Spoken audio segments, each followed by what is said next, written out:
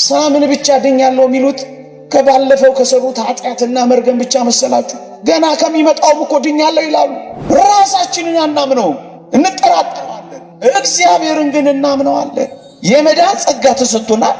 ያንን የመዳን ጸጋ ፍጹም ለማድረግ የኛ ጉዞ ሂደት ያስፈልጋል። ለእግዚአብሔር አልታዘዙም። ስለዚህ ልባቸው ስለደነደነ ምን ሆኑ? በበረሃ መካከል ቀሩ።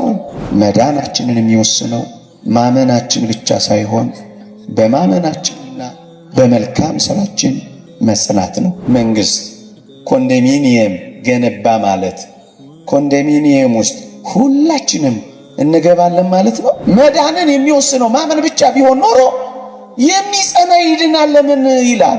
አምናል ድናል በቃ አይልም።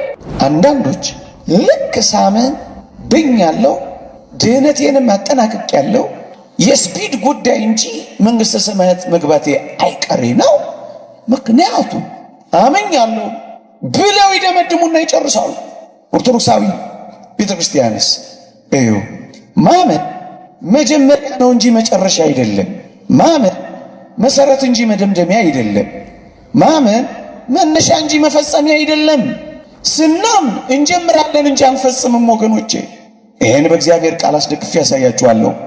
ከዛ በፊት ግን ማመን መሰረት ነው አላልኳችሁ? ይሄ ማለት ምን ማለት መሰላችሁ? ማመን ቤት ለመስራት መሰረት እንዳወጣ አይነት ማለት ነው። እስኪ ልጠይቃችሁ፣ ይህን ትምህርት ሳስተምርችን ጥያቄ አብሬ እጠይቃለሁ።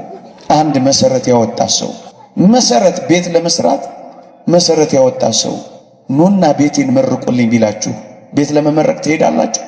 ትሄዳላችሁ? አዎ። መሰረት ማውጣት ማለት ቤት መጨረስ ማለት አይደለም። ቤት መጨረስ ምንድነው? ጣራ፣ ግድግዳ። በዚህ ዘመንማ ብዙ ጉድ አለው። ለዚህ ነው ሊቁ ቅዱስ ዮሐንስ አፈወርቅ በረከቱ ትደርብንና አሜን እሰ መሰረት ይእቲ ይላል።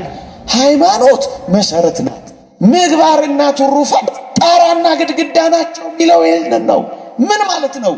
በእምነት ይመሰርታል፣ በምግባር በማጌጥ በትሩፋት በማሸብረቅ ቤቱ ፍጻሜ ያገኛል። ይሄንን ነው ፈጽሙ የሚለን ወገኖቼ።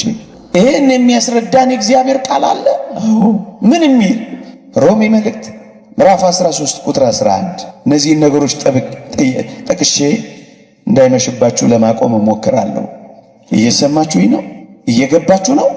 ትምህርት ስለሆነ በደንብ ተከታተሉ። ቢያንስ አንዷን ነገር እንኳን ያዙ። እንዲህ ይላል የሮሜ መልእክት ምዕራፍ 13 ቁጥር 11 ካመንበት ጊዜ ይልቅ በሞቴ ስሙ ካመንበት ጊዜ ይልቅ መዳናችን ዛሬ ወደኛ ቀርቧልና ሌሊቱም አልፏል ቀኑም ቀርቧል በስካር አይሆን በዘፈን አይሆን በመዳራት አይሆን ይላችኋል። እዩ ካመንበት ጊዜ ይልቅ ነው የሚለው ምን ማለት ነው? ከማመን ጊዜ ይልቅ ማለት ካመንበት ጊዜ ይበልጥ ማለት ካመንበት ጊዜ ይበልጥ መዳናችን ወደኛ እየቀረበ ነው ይላል። ምን ማለት ነው? ማመን መዳንን የፈጸምንበት ቅጽበት እንዳልሆነ አስረዳምን። ምክንያቱም ካመንበት ጊዜ ይልቅ መዳናችን ወደኛ ቀርቧል ይላል። አያችሁ፣ ሁለት ነጥብ አስታውሱ። አንደኛው ካመንበት ጊዜ ይልቅ ማለት ማመን መዳናችንን ፍጹም የጨረስንበት ጊዜ ሳይሆን ወደ መዳናችን መቃረቢያ መጀመሪያና መሰረት መሆኑን ነው። ይበልጥ ይላል። ሁለተኛው መዳን ወደኛ እየቀረበ ይላል። በአንድ ጊዜ ተገኝቶ የሚፈጸም ሳይሆን ቀስ በቀስ በሂደት እንጂ በቅጽበት ሞመንት የሚፈጸም አይደለም። ለዚህ ነው ፈጽሙ የሚለው እኮ ሂደት ስላለው እኮ ነው። ፈጽሙ የሚለው ሂደት አለው፣ ፕሮሰስ አለው። የመዳን ጸጋ ተሰጥቶናል። ያንን የመዳን ጸጋ ፍጹም ለማድረግ የኛ ጉዞ ሂደት ያስፈልጋል። ለዚህ ነው ፓትርያርክ ሺኖዳ ታላቁ ጸሐፊ፣ ሰባኪ፣ የትምህርተ ሃይማኖት አስተማሪ፣ መናኝ፣ ባህታዊ ዘ ሄረሲ ኦፍ ሳልቬሽን ኢን ኤ ሞመንት በሚለው አስደናቂ ነገረ ድህነት መጽሐፋቸው ላይ ስለ መዳን ሲያስተምሩ መዳን የህይወታችን ሙሉ ታሪክ ውጤት ነው የሚሉት። ለዚህ ነው አመንኩ፣ ዳንኩ፣ መንግሥተ ሰማያት ገባሁ፣ ከኢየሱስ አጠገብ ተቀመጥኩ የምንልበት ሳይሆን ሂደቱን የምንጀምርበት ነው። ለዚህ ነው salvation the story of the whole life የሚሉት የህይወታችን ሙሉ ታሪክ ውጤት ነው ድነት። ለዚህ ነው ፈጽሙ የሚለን ሂደት ነው። ፈጽሙ የሚለው እኮ የተጀመረ ነገር ነው። የሚፈጸም ነገር እኮ ቅጽበታዊ ሳይሆን ሂደታዊ ነው። ለዚህ ነው ካመንበት ጊዜ ይልቅ መዳናችን ዛሬ ወደኛ ቀርቧልና የሚለው። እየቀረበ የሚመጣ ከሆነ ሂደት ነው። በጽናት የሚገለጥ ከሆነ ሂደት ነው። እስራኤላውያንን እንኳን ላስታውሳችሁ፣ መቃንና ጉበናቸውን የበራቸውን መቃንና ጉበን በበጉ ደም ቢቀቡ በኤርትራ ባህር መካከል የጥምቀት ምሳሌ የሆነውን ቢፈጽሙ ይሄን በመፈጸማቸው እኮ ከነዓን እኮ ቀጥታ አልገቡም። ይልቅስ በምድረ በዳ ውስጥ ማለፍና ትእዛዛቱን ማክበር ነበረባቸው። አያችሁ፣ የመዳንን ጉዞ የሚያሳየን የበረሃው ጉዞ እኮ ነው። ከግብፅ የወጡት ሁሉ አልገቡም። ስላምን ብቻ አንፈጽመውም። ለዚህ ነው ፈጽሙት የሚለን። ለምን እንዳልገቡ ታውቃላችሁ? ቅዱስ ጳውሎስ በዕብራውያን መልእክት ላይ ይናገራል።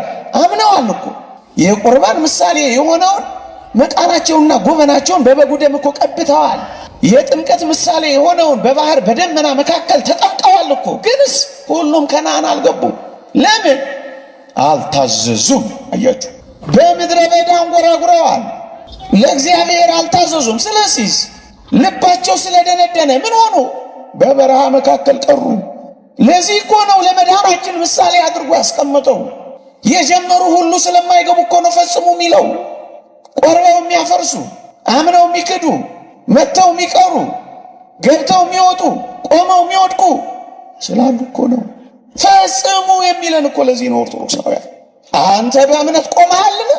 በቸርነቱ ጸንተህ ባትገኝ ትቆረጣለህ እኮ የሚለው ለዚህ ነው። አምነሃልን? ጽና፣ ካልሆነስ ትቆረጣለህ። አንድ ሊቅ እንዲህ ይላል፣ በሞቴ ስሙኝ። በጣም ግልጽ የሚያደርግልን ሐሳብ ነው። ምን ይላል? ማመን ችግኝ እንደመትከል ነው ይላል።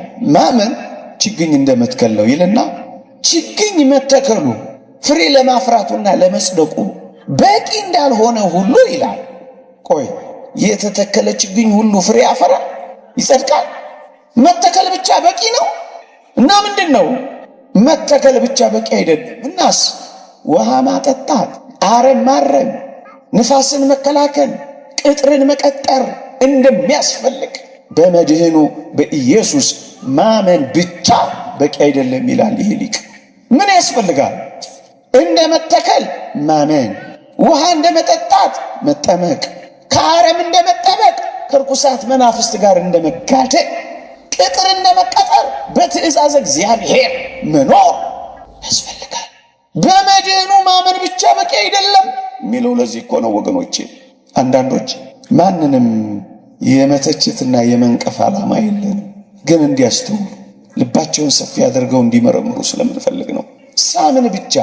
ሳምን ብቻ ድኛለሁ የሚሉን ከሆነ እነዚህን ነገሮች እንዲያስተውሉ እንጠይቃለን። ደግሞ በጣም ይደንቃችሁ፣ ሳምን ብቻ ድኛለሁ የሚሉት ከባለፈው ከሰሩት ኃጢአትና መርገም ብቻ መሰላችሁ? ገና ከሚመጣውም እኮ ድኛለሁ ይላሉ። በቃ ተከፍሎልኛል፣ ኃጢአት ብሰራ እምድናለሁ ባዮች እኮ አሉ። ለዚህ ትምህርት የተመለከትኳቸው አንዳንድ እንዲህ አይነት ሐሳብ የሚያቀነቅኑ ትምህርቶችን ስመለከት በጣም ነው የሚያስደነግጡት። ምን ይላሉ? አማኝ በየትኛውም ድካም ውስጥ እንኳን ቢገኝ አይኮነንም ሁሉ ይላሉ። ኃጢአት ቢሰራ ማለታቸው እኮ ይህ ምንኛ የእግዚአብሔርን ቃል መጻረር ነው። እንደነዚህ የሚያደርጉትን የእግዚአብሔር መንግሥት አይወርሱም እኮ ይላል በግልጽ እያለ። በጣም እዩ። እኛ ኦርቶዶክሳውያንስ ምንድን ነው ትምህርታችን ካላችሁ እዩ። እኛስ እግዚአብሔርን ስለ ማዳን ስራው ጠርጥረ ነው አይደለም፣ እግዚአብሔር አድነንም ብለን አይደለም፣ እግዚአብሔርን ስለ ተስፋ ቃሉ አምተ ነው አይደለም። እና ምንድን ነው ራሳችንን ስለማናምነው ነው። ለዚህ ነው የራሳችሁን መዳን ፈጽሙ። ራሳችንን አናምነውም፣ እንጠራጠረዋለን። እግዚአብሔርን ግን እናምነዋለን። ድካማችንን እናውቃለን፣ ታላቅነቱን እናደንቃለን። በቃ ድኛለሁ፣ እንደ ሞርስ እርግጠኛ ነኝ፣ አምናለሁ ሲሉ ምን ማለታቸው እንደሆነ ታውቃላችሁ? እንደዚህ ማለታቸው ነው። ኃጢአት እንደማልሰራ እርግጠኛ ነኝ ማለታቸው ነው። ይህ እንዴት ሊሆን ይችላል? ኃጢአት የለብንም ብንል ራሳችን እናስታለን ይላል።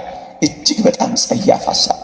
አንድ ሁለተኛስ ኃጢአት ብሰራም ንስሐ እንደምገባ እርግጠኛ ነኝ ማለታቸው ነው። ለዚህ ማን እርግጠኛ መሆን ይችላል? ሶስተኛስ በጣም ደፋሩ ሐሳብ ደግሞ ንስሐ ብገባ እግዚአብሔር ንስሐዬን ይቀበለኛል ብሎ በእግዚአብሔር ፈንታ ቆሞ ፍርድ መስጠት። ይህ ደግሞ እንዴት ጨካኔ ነው! አያችሁ ኦርቶዶክሳውያን፣ ከባድ ጥልቅ ክህደት ነው ያለው። ለዚህ ነው አንዳንዶች መረን የወጡት። ራሱ ሰፊ ርዕስ አለው። እግዚአብሔር ከረዳን እንማማርበታለን። አንድ ምሳሌ ግን ልስጣችሁና ትምህርቴን ወደ ማብቃት ልሂድ። እየሰማችሁኝ ነው? ደግሞስ እየገባችሁ ነው? ብዙ ጊዜ ይህንን ምሳሌ እሰጣለሁ። ይህንን ትምህርት ሳስተምር ከመምህራን ሰምቼ ነው። መንግስት ኮንዶሚኒየም ገነባ ማለት ኮንዶሚኒየም ውስጥ ሁላችንም እንገባለን ማለት ነው አይደለም አይደል? እዛ ውስጥ ለመግባት ምንድን ነው የሚያስፈልገው? ትንሽ ነገሩ ፈታኝ ነው። ለግቢ ገብርኤል አካባቢ ሐሳብ ማቅረብ ትንሽ አሁን ነው ትዝ ያለኝ። ይቅር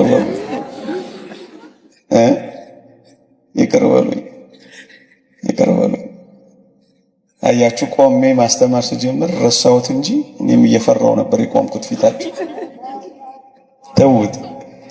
መመዝገብ ያስፈልጋል። እውነት አሰብ መቆጠብ ያስፈልጋል። እውነት አሰብ ሳያቋርጡ መቆጠብ ይገባል። እውነት አሰብ እንጂ ዝም ብሎ ይገባል። የተወደዳችሁ ኦርቶዶክሳውያን እንደዚያ ማለት ነው ወገኖች። ስለተከፈተች ዝም ብሎ አይገባም። እየሰማችሁኝ ነው?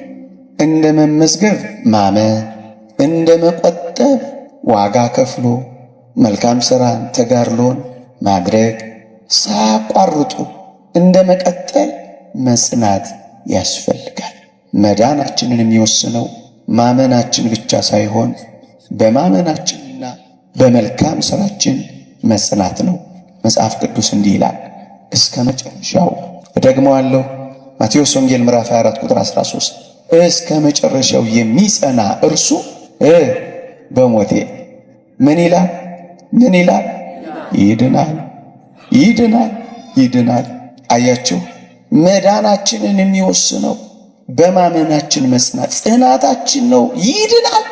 ኦርቶዶክሳዊ ይድናል የሚለው እኮ ኃላፊ አይደለም፣ ገና የሚመጣ እኮ ነው።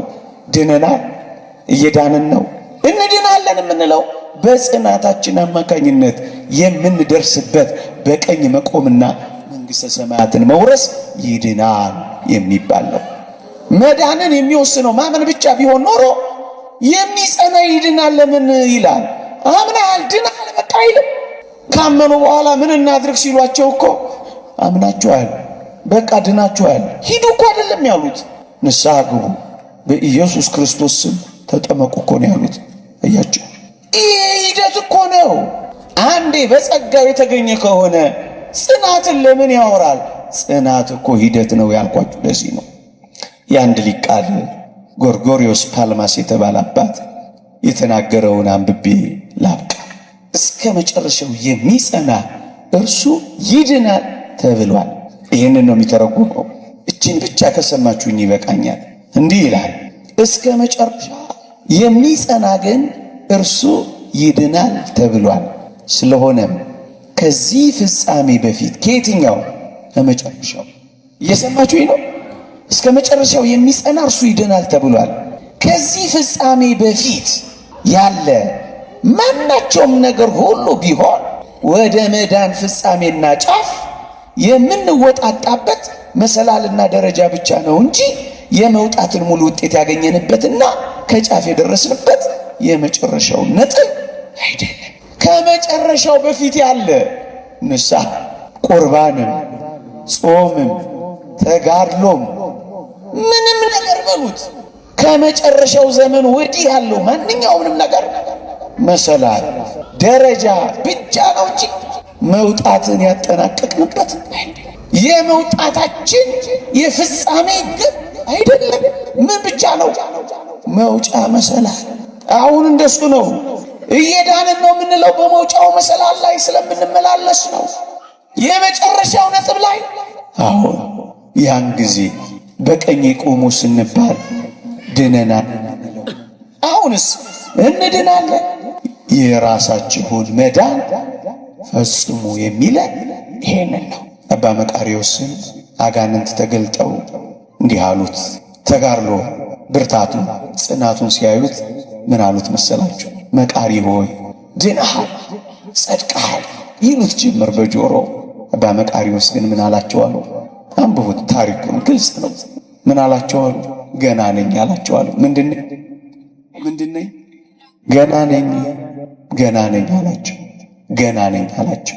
ከዚያም አረፍተ ዘመኑ ደርሶ መላእክት ይሄዱ ሰይጣንን እንዲህ አለው፣ አጋንንትን እንዲህ አላቸው፣ ሰይጣን ሆይ አሁን ገና ጸደቅኩ አላቸው።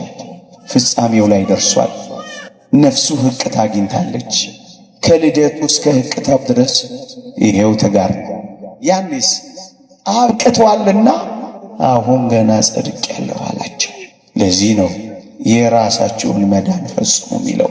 ሳንፈጽም እንደፈጸም፣ ሳንጨርስ እንደጨረስ፣ ሳናገኝ ፉከራ በመዳን መንገዳችን ውስጥ አያስፈልግም። ፍራ እንጂ የትዕቢትን ነገር አታስብ። አንተ በእምነት ቆመሃልን? ፍራ እንጂ የትዕቢትን ነገር አታስብ። በእምነት ቆመሃልን? በቸርነቱ ግን ካልጸናህ አንተ ደግሞ ትቆረጣለህ። ጨርስ። ገና ነኝ ብሎ ከሱ ነው የሚጀምረው። ቅዱስ ጳውሎስ ሐዋርያ ምን አለ መሰላችሁ? እኔ ደግሞ ከሰበኩ በኋላ የተጣልኩ እንዳልሆን ምን አረጋለሁ? የተጣልኩ እንዳልሆን። አያችሁ፣ አምኖ መጣ። እስከ ሦስተኛው ሰማይ ደርሶ መጣ። በጾም ታጥፎ መጣ። ከአራዊት ጋር ታግሎ መጣ። ሊኖር ስለሚችል እኮ የራሳችሁን መዳን ምን ሲጨርስ ደግሞ ለጢሞቴዎስ የስንብት ደብዳቤ ሲልክለት ሰማዕትነቱን መንፈስ ቅዱስ ሲገልጽለት ደግሞ ሃይማኖቴን ጠብቄአለሁ፣ መልካሙን ገድል ተጋድያለሁ፣ ሩጫዬን ምን ብያለሁ አለ። እስከዛ ግን ስሙ እየተጋደልኩ ምን አረጋለሁ? እስከሰዋለሁ። የራሳችሁን መዳን ፈጽሙ። ይቆየን። የእግዚአብሔር ቸርነት፣ የእመቤታችን አማላጅነት፣ የቅዱሳን በረከት ረድኤት አይለየን። አሜን።